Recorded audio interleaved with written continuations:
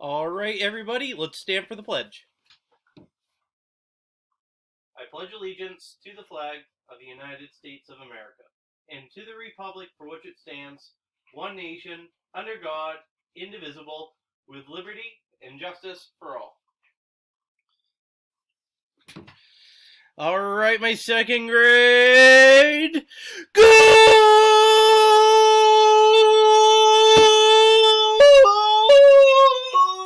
morning, second grade.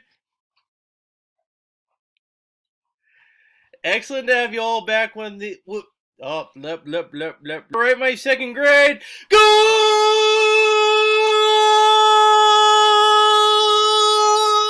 morning, second grade. Excellent to have you back with me on this excellent looking Tuesday. Looks like we're going to have some decent weather, but you guys are predicting the weather out there. So go ahead and make sure you're filling that in for science today. All right, quick reminder, there's no morning meeting today. I have a different meeting I need to be at. Instead, we'll be having our morning meeting on Wednesday. We don't normally do Wednesdays, but we'll do Wednesday this week. All right, the same link will work. It just will not work for today. All right, I'll send myself down to the corner and let's look at our agenda for the day. Found my video? Very good. Again, no morning meeting. Classwork tab for your morning work. Let's go take a peek at that. Okay, Tuesday's assignment is right here. And today we're going to be working on present to past tense. Write the past tense of each irregular verb below. Use the number of blanks as clues. The first one is done for you. And the only reason they're called irregular is because the spelling changes. So, the past tense, I forgot something. Sorry, the present tense is forget, and then I forgot it. Drive, and then think about what you would have done in the past. Maybe not you, maybe your parents. I break it. Yesterday I blanked it. I eat lunch today. Yesterday I lunch. Think about what the past tense of the verb is going to be because the spelling changes just a little bit. For some, it changes a lot. So think about it like that. Today I wake up. Yesterday I blanked up. If you think of it that way, because yesterday is in the past, you'll be able to figure out what the past tense of that verb really is. And again, you can use the number of blanks to figure out the spelling. Sound it out, do your best work with it, and you're putting your work here in the right column. Then you have two clocks down here. One of them is an o'clock, and the other one is a little bit more tricky, and I've been working with you guys in small groups on it, so try your best with this one over here. Don't let that hour hand mess you up. And the joke of the day, what do you call a pig that does karate? Go down below, you'll figure it out. Click the turn in button when you are finished. Right, that does your morning work. ELA today is Reader's Notebook. I would like you to first read for 30 to 40 minutes. Then after that, I'd like you to be a thoughtful second grader and write about your writing. And I keep adding to this list of things that you can write about. And remember, you can write about more than just one thing. You can write about the characters, then you could also write about a funny part, and maybe a prediction. And I would like you to write enough to fill the entire page, because that is what we're working towards for the end of this second grade year. So, like I said, try to fill the page with your thoughts. Please upload a picture of your work to the Google Doc below, right here. And then you can go on the Lexia or IXL Language Arts for 20 minutes to wrap up your ELA time. Once that's done, you can spend another 20 minutes working on your creative writing. I've looked at a few of them so far, and they're looking pretty interesting. Very good. Remember to keep stretching out those stories. Make them as ridiculous as you want, as long as it's still going along with whatever the prompt is. And if you've already finished one prompt, you can scroll down and find a different one that you'd like to do instead for today.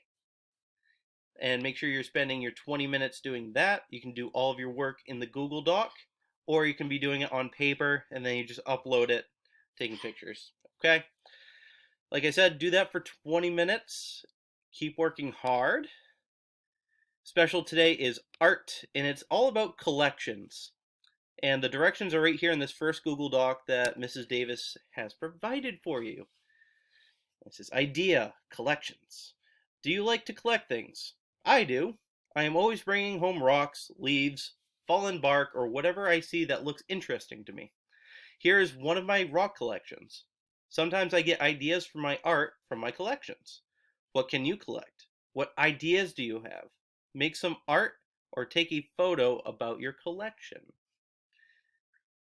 Looking at her collection, what do you think? Hearts, maybe?